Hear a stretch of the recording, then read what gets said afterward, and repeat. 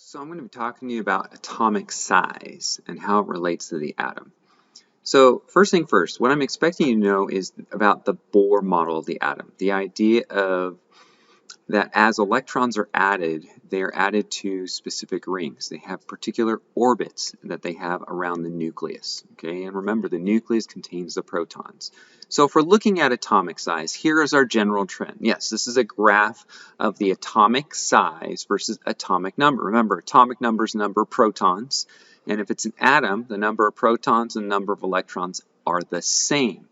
So therefore, if we look up here in the top left-hand corner at lithium, you will notice, ladies and gentlemen, that for lithium, as my dog is interrupting me, okay, has a size of 150 picometers roughly. Okay, that's its radius or size of the actual atom.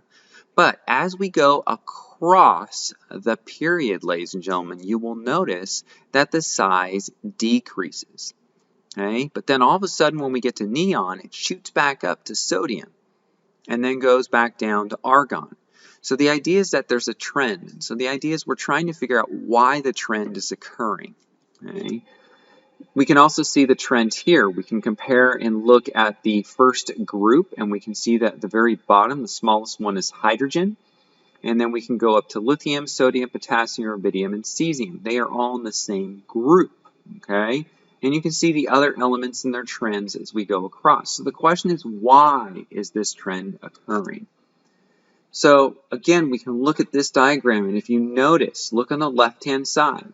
If you notice the group 1 elements, okay, group 1 because the number 1 there, all right, you will find hydrogen, and then below it lithium, sodium, potassium, rubidium, and cesium. You will notice that as it goes down the group, it gets bigger.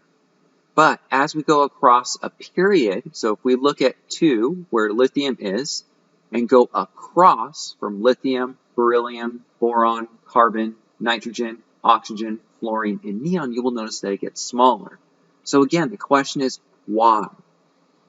So the reason it's getting smaller as we go, the reason it's getting bigger as we go down a group is because each time we add another ring.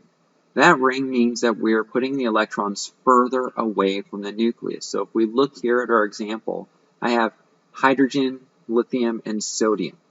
So we introduce another, what is referred to as energy level, or another ring, or another shell, which means that it is a greater distance from the nucleus. Why are we adding another ring? Because when we get to the end of the periodic table, where we've got it full, where the noble gases are located, you will notice that there's no more electrons that we can put in those particular shells or rings. So therefore, that extra 1 electron needs to have a place to go, and that is the further electron shell away.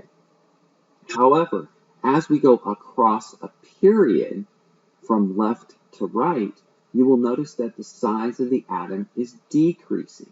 And the reason is because the electron is entering the same shell or ring or orbital location, but the difference is that there's also being added another proton, and protons pull the electrons in a little bit closer, so it's actually getting smaller and smaller and smaller and smaller until it gets full, and then all of a sudden we have to add another electron in the furthest ring, which makes it bigger, and then it gets smaller and smaller and smaller and smaller again. Here's our general trend of atomic radius. Okay, so as it increase, we can see an increase as we go down a group and a decrease as we go across the period. Thank you.